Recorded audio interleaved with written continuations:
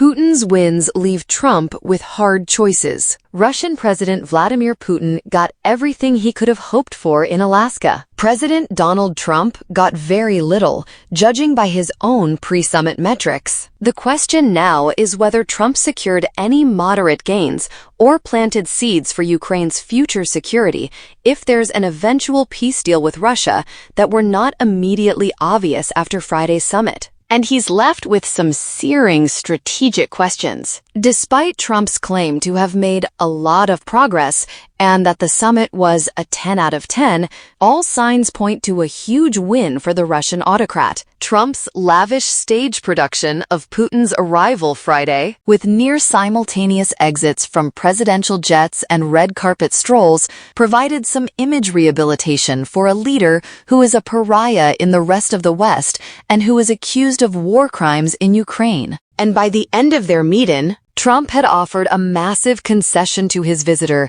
by adopting the Russian position that peace moves should concentrate on a final peace deal, which will likely take months or years to negotiate, rather than a ceasefire to halt the Russian menace. Offensive now, as CNN's Nick Payton-Walsh pointed out, that just gives Putin more time to grind down Ukraine. Most importantly, Trump has, at least for now, backed away from threats to impose tough new sanctions on Russia and expand secondary sanctions on the nations that buy its oil and therefore bankroll its war. He threatened such measures by a deadline that expired last week out of frustration with Putin's intransigence and a growing belief the Russian leader was tapping him along. This leverage may have brought Putin to Alaska, but Trump seems to have relaxed it for little in return. Because of what happened today, I think I don't have to think about that now, Trump said in an interview with Fox News after the summit. Trump briefed European leaders after the summit, telling them that Putin called on Ukraine to yield the roughly a third or so of the Donbas, encompassing the eastern regions of Luhansk and Donetsk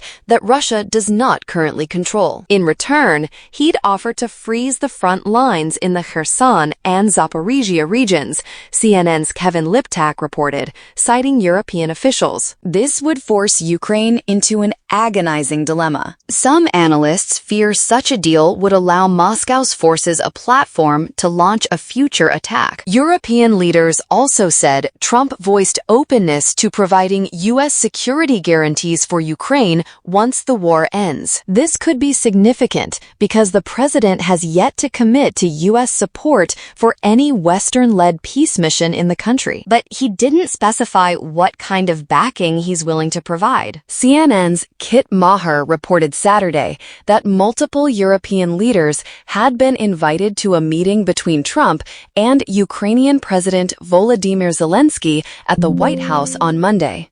It was unclear which of them will attend, but it raises the possibility of a new widening of Trump's peacemaking effort to include U.S. allies. But the Kyiv government will also be on alert for any attempt to pressure it to make concessions to plans that Trump agreed with Putin. Dueling shows of force. Friday's meeting began with a B-2 stealth bomber and F-22 fighters roaring overhead in a dramatic moment of U.S. superpower signaling.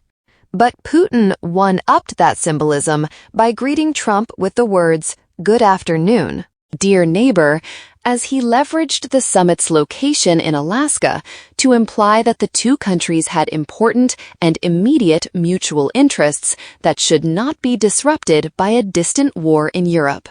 For Ukrainians and their European allies, who were shut out of the meeting and whom Trump briefed afterward, there was at least a moment of relief that Trump didn't sell Kyiv out. The fact that a U.S.-Russia land swap plan didn't emerge from Alaska is a win for Europe's emergency pre-summit diplomacy. Still, Trump hinted that he will pile pressure on Ukraine's leader when they meet at the White House on Monday. "It's now up to President Zelensky to get it done," Trump told Fox News in the friendly post-summit interview, after refusing to answer questions with Putin in what had been billed as a joint press conference. Trump's options moving forward. Before the summit, Trump obliterated careful efforts by his staff to lower expectations when he told Fox News, "I won't be happy if I walk away without some form of a ceasefire." The failure to get there is important. Russia is happy to commit to a detailed peace process with interminable negotiations that would allow it to continue fighting, including in its increasingly successful summer offensive, while it talks. But Ukrainians are desperate for relief from years of Russian drone and missile attacks on civilians as a generation bleeds out on World War I-style battlefields. Peace talks without a ceasefire will leave it open to Russian or U.S. pressure. Trump's zeal to work for peace in Ukraine is commendable, even if his repeated public requests for a Nobel Peace Prize raise questions about his ultimate motives. And one upside of the summit is that the U.S. and Russia, the countries with the biggest nuclear arsenals, are talking again. But the underlying premise of Trump's peacemaking is that the force of his personality and his supposedly unique status as the world's greatest dealmaker can end wars. That myth is looking very ragged after his long flight home from Alaska. And by falling short of his own expectations in the Alaska summit, Trump left himself with some tough calculations about what to do next. Does he revert to his previous attempts to pressure Ukraine in search of an imposed peace that would validate Putin's illegal invasion and legitimize the idea that states can rewrite international borders, thereby reversing a foundation of the post-World War II era? Or as the dust settles and he seeks to repair damage to his prestige, does he revert to U.S. pressure and sanctions to try to reset Russian calculations? He at least left open the possibility of sticks rather than carrots in his Fox News interview, saying, "I may have to think about it in 2 weeks or 3 weeks or something, but we don't have to think about that right now." Alternatively, Trump could commit to the Russian vision of talks on a final peace agreement. History shows that this would be neither quick nor honored by the Russians over the long term. He's hoping for a three-way summit between Putin, Zelensky, and himself. That would satisfy his craving for spectacle and big, made-for-TV events. But after Friday's evidence that Russia doesn't want to end the war, it's hard to see how it would create breakthroughs. Another possibility is that Trump simply gets discouraged or bored with the details and drudgery of a long-term peace process that lacks big, quick wins he can celebrate with his supporters. A large part of is all about style. There's not a lot of real enjoyment of getting into the substance of things. Jim Townsend, a former Deputy Assistant Secretary of Defense for European and NATO policy who is now affiliated with the Center for New American Security, said before the summit, "He likes the meringue on top, and I think that's how you can be manipulated." Trump's style before substance strategy clearly backfired in Alaska. Putin appeared far more prepared as Trump winged it. In retrospect, it's hard to see what the Russian president offered to U.S. envoy Steve Witkoff in the Kremlin that convinced the administration that the Alaska talks were a good idea. And Russia is clearly playing on Trump's desire for photo-op moments in the expectation that it can keep him engaged while offering few other concessions. Trump's Nobel campaign suffered a setback. Trump may remain the best hope for peace in Ukraine. He can speak directly to Putin, unlike Ukraine or its European allies. Ultimately, U.S. power will be needed to guarantee Ukrainian security, since Europeans lack the capacity to do it alone. And the U.S. retains the capability to hurt Russia and Putin with direct and secondary sanctions. But Trump has to want to do it, and for now he seems back under Putin's spell.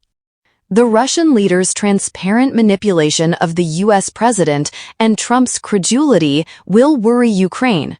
On Fox News, Trump said Putin praised his second term, saying the U.S. was as hot as a pistol, and he had previously thought the U.S. was dead. Putin also publicly reinforced Trump's talking point that the invasion 3 years ago would never have happened if he had been president. "I'm quite sure that it would indeed be so. I can confirm that," said Putin. Trump told Fox News' Sean Hannity that he was so happy to hear validation from Putin and that the Russian leader had reinforced another one of his false claims, telling him that you can't have a great democracy with mail-in voting. That a U.S. president would take such testimony at face value from a totalitarian strongman is mind-boggling, even more so in the light of U.S. intelligence agency assessments that the Russians interfered in the 2016 election to help Trump win. Ultimately, events in Alaska drove a hole through a White House claim in a recent statement that Trump is the president of peace. Trump has touted interventions that cooled hostilities in standoffs between India and Pakistan, Rwanda and the Democratic Republic of Congo, Thailand and Cambodia, and Armenia and Azerbaijan, to argue he's forging peace around the globe at an extraordinary clip. "I seem to have an ability to end them," Trump said on Fox News of these conflicts. He does deserve credit for effectively using U.S. influence in these efforts, including with the unique cudgel of U.S. trade benefits. He has saved lives, even if the deals are often less comprehensive than meets the eye.